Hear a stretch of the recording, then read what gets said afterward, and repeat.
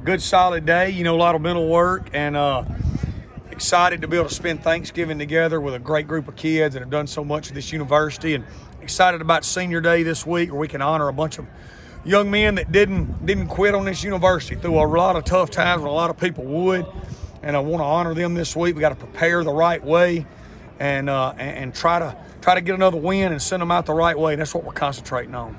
What would your thoughts be looking on this last game from the outside looking in? 8-game losing streak, depleted roster, no QBs going on the road on their senior night. Your running backs have better stats than their quarterback. Yeah. The quarterbacks that you do have play force a fumble on a kickoff and kneel on the ball.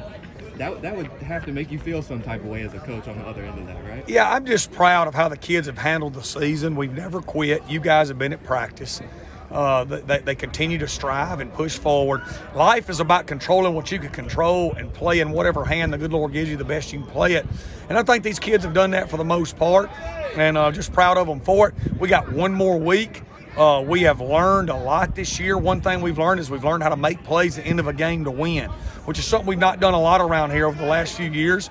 And we got to carry that over again next week and finish the year the right way. Coach, what's Frank Gore's health status? Should be good. Should be better than last week. He didn't really get banged up in the game. And then we played on Friday, which was a short week, so now he's got a long week to get ready.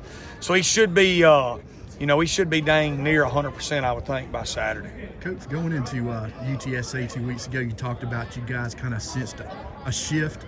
Could you kind of expound upon that a little bit? Just, our young kids learning how to play college football and learning what it takes to win a game, you saw that.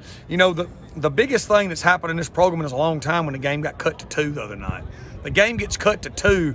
The old Southern Miss, the Southern Miss that people have seen for the last 2 years, stretching all the way back to the end of 2019, would have folded the tent and lost. We went right down the field. Made a great run on first down to break a 30-yard gain. Frank hits an over route. Rambo hits Grayson for a touchdown. We take the lead. They drive it down the field. Natron Brooks makes a great pass deflection. Cam Harrell makes a pass deflection. Quiwan and TQ get a pressure, and boom, we stop them. And that's what winning teams do. It's what Alabama does week in and week out. When the game's on the line, they find a way to make the play. These kids that's a learned trait, and we're learning how to do that. And it was huge, man. Coach, you said Saturday or Friday you were talking about we drew that play up in the dirt. I've kind of seen you do that when you were at Tulane. That fourth and goal play against Tulsa last year was pretty awesome. You talking about the thought that went into drawing that up on the sideline, get Grayson, and it looks like the linebacker just got lost in coverage. Yeah, just a lot of experience. I've been around football since I'm 41 years old, but I'm going on my 36th year being on the sidelines, and I'm going on my 18th or 19th year calling plays. So experience of just, the situation and knowing how to hide a guy right there and maybe spring him open. But it's all the kids, man. Rambo executed exactly like we told him to do. The O-line protected. The wideouts brought the safeties over and Grayson slipped out. It was just a well-executed play by the kids all the way around. Looks like you guys are pretty much known as Super Back U right now. Can you talk about the timeline of how that came about? Because when you look it up on Google, you're the first search that comes up. So kind of where did that originate from, and how has that progressed over your different stops? From what I gathered, it originates all the way back to Steve Campbell and Mark Hudspeth at Delta State when they won the national title in 2000. Maybe before that, you'd have to ask them. But I played for Coach Hud at North Al. We had a super back. And it's what we've always called that position through all my years coaching. It's really a guy that plays in the slot and in the backfield. Obviously has a skill set where he can play wildcat quarterback. We've used it forever, everywhere we've been. And obviously it's kind of taken on a whole new meaning with the adversity we've had this year. But you would take some level of credit in kind of formulating the idea of what that is. I don't want to. No, I got to give credit where it's due. I'm not a credit guy, but I would just say that I learned it from Coach Hud as far as the term. Now, the position, we've always had it in our offense from, Southwest Baptist all the way to Monticello to West Isle to West Georgia. I can name those. Denarius Applin played super back for us at West Georgia. He's in the Hall of Fame at West Georgia, was a great one.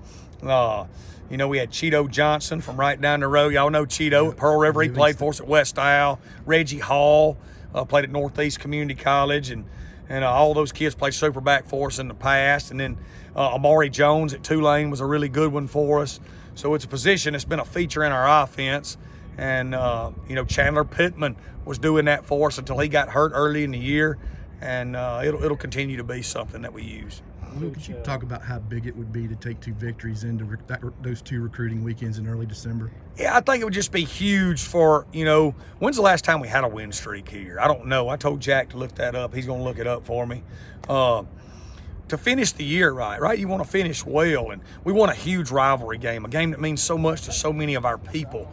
And then to win another one going down the stretch, finish the year with 2 straight wins with everything we've been through going into the all season, I think would just show a lot of naysayers the trajectory of this program. I don't know how much it'll hurt or affect recruiting because kids understand the history of this program. They understand this staff and this staff's history. So I think recruiting's solid no matter what, but I think it would be huge to develop a little momentum going into the offseason. Coach, last week Bobby Collins passed away, and Yeah. you guys happened to get a win the same week. I mean, can you kind of talk about that? Was that something sitting in the back of your head at least? You know, one thing that's been sitting in the back of my head was Coach Collins' second year here. You know, they were 0-9. They had faced a ton of adversity. They won their last 2 games, and they never looked back. Well, there we were. We were 1-9. We had faced an unbelievable amount of adversity. We got a chance to win our last 2 and never look back. And like I said, I got the utmost respect for Coach Collins. He's a true gentleman. Everybody loves him, loves what he did here. Our blueprint's very similar to his. We wore a patch on our helmet. We'll do it again. We'll do it again this week. And, you know, we're building this program back. And like I said, I tweeted it that night. He's up in heaven smiling with where we're headed. I'm sure you don't pay attention to the odds, but it's got to be kind of, I don't know how to put it, it kind of tells the story, right, to go through this whole season. You're a double-digit favorite going into this game. It feels kind of weird. I don't know about that. I haven't focused much on that. You know, I mean, I guess they think we're going to win. That's good for them. We got to earn the right to win this week. You know, winning is hard. Winning's especially hard in the situation we're in. So we've got to do what it takes to win. We can't take anything for granted. And kind of to Glenn's point, is part of that just kind of feeling it, just kind of understanding, okay, you did compete with a top 25 team in the nation, and you did finally win that game, and kind of just having that morale boost a little bit maybe? Maybe so. I just think it's been consistent learning experiences over and over and over again throughout the year. You know, no different than a guy that starts a new job. You know, day 36, he's way better at understanding the expectations and what's needed to perform at that job than he was day 1. These kids are so young, and we're getting a little better incrementally all year long. We're just better at doing what we're supposed to do now than we were earlier in the year. Important question. What's on the Thanksgiving menu? Oh, man. I'm a big chicken guy over turkey. I'm sorry if I offend people on that, but so we'll smoke some chicken and a little hash brown casserole, a little shoe peg corn casserole. My wife's a phenomenal cook that stems down from North Mississippi, her side of the family and mine, so it'll be good.